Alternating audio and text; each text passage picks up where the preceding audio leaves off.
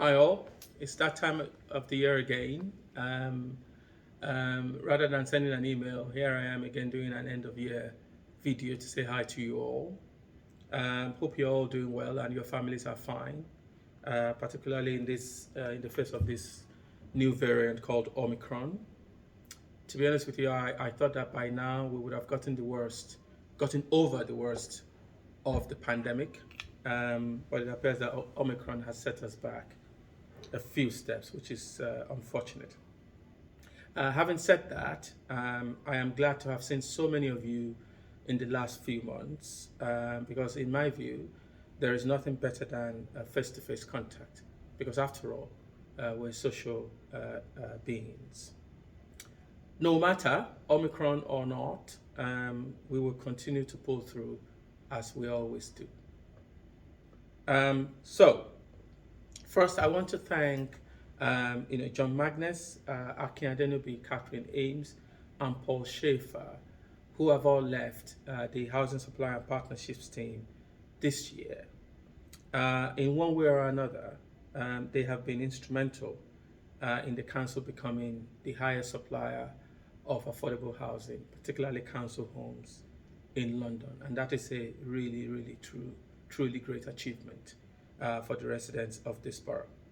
I wish them all the best in their future endeavors.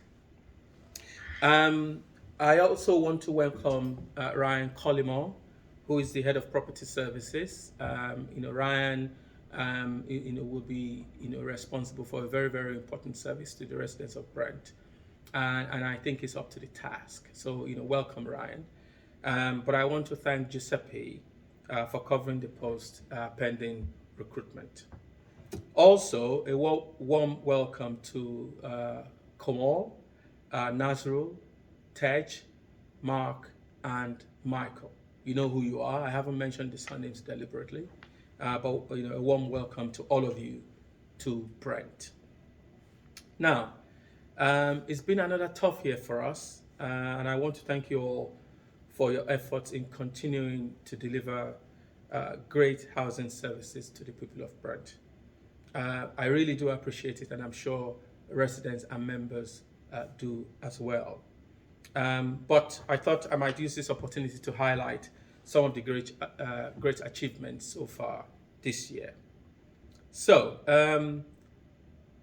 if you remember, at the beginning of the pandemic, the housing services, housing needs service, decided to go upstream to identify households that were facing the threat of homelessness once the eviction ban was lifted. They took it upon themselves to negotiate with landlords to make sure that those people did not get evicted, do not have to leave their homes. And, significantly, all of those families are living in properties now that they would have had to have left. So that's really good. So far, we have completed 563 new council homes from our target of 1,000. That means in 2 years we've already passed halfway regarding our target, and the combination of these two things has meant a significant reduction in the number of households in temporary accommodation. We now have about 1,500 households in TA, which is, absolutely fantastic. I know it sounds terrible, but if you look back at where we were about 5 years or so ago, which is about 5,000 households, you can imagine, what has happened in that time, and how many of those families are now residing in permanent homes that they have made, their own. So that's really, really excellent.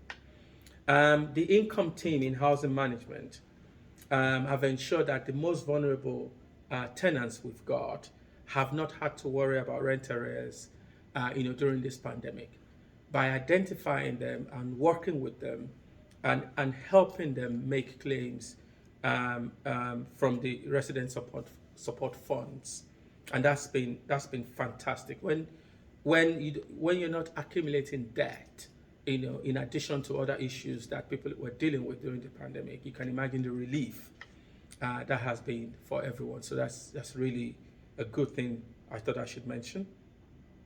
Also, you may have heard about the Everyone In project.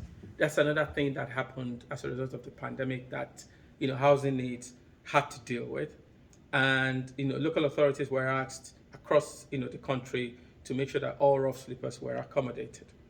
And in housing needs, in total, they accommodated 347 single people.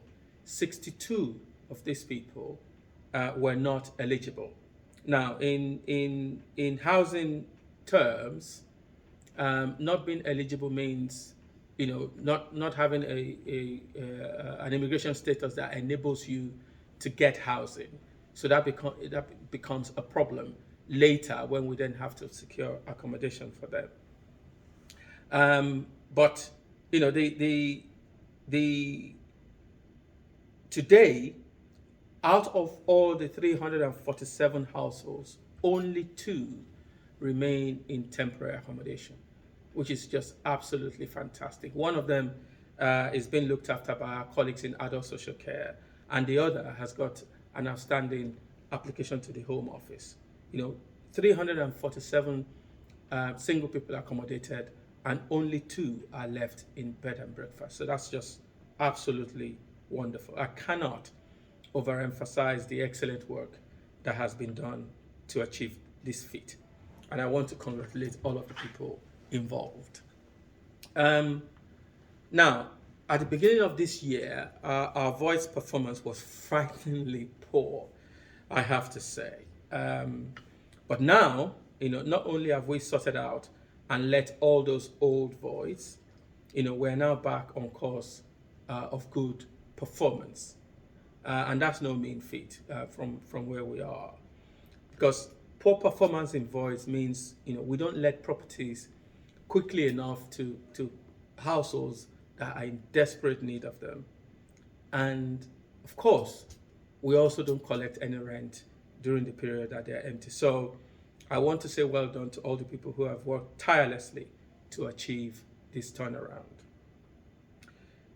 Finally, just testing, did you know that 6,000 inspections have been completed by the PHS since 2018? 4,000 of these were found to be unsatisfactory, and 1,300 were with serious hazards. And all of these properties are now improved. Yeah, the local authority housing stats confirmed that we are the second highest local authority in London improving properties found to have had category 1 hazards. So that's really, really good. And we need to start thinking more about these good news stories, about the good things we do, and create a habit of telling everybody about those things, so that whenever something goes wrong, and things do go wrong, we're not always on the back foot trying to defend ourselves on those things, and we make sure that those things then don't become what defines our services. I think you all do a fantastic job. I really do. I am a very, very proud leader of this service. I'm really, really proud at a lot of the things that you do, and how tirelessly you work to make sure that residents are safe in their homes, and where they don't have permanent homes, everything you do to get that for them.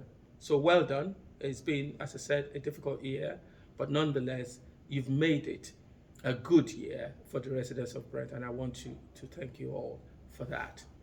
Now, it's Christmas time, obviously, and I really do wish every one of you a really Merry Christmas. I hope that you'll be able to get together with your families. Remember, if you're going to do this, make sure you do your LFTs before people come and visit you. But try and have a good time anyway. And if I don't see you before then, have a wonderful 2022, I should say, as well. Thank you all, and take care.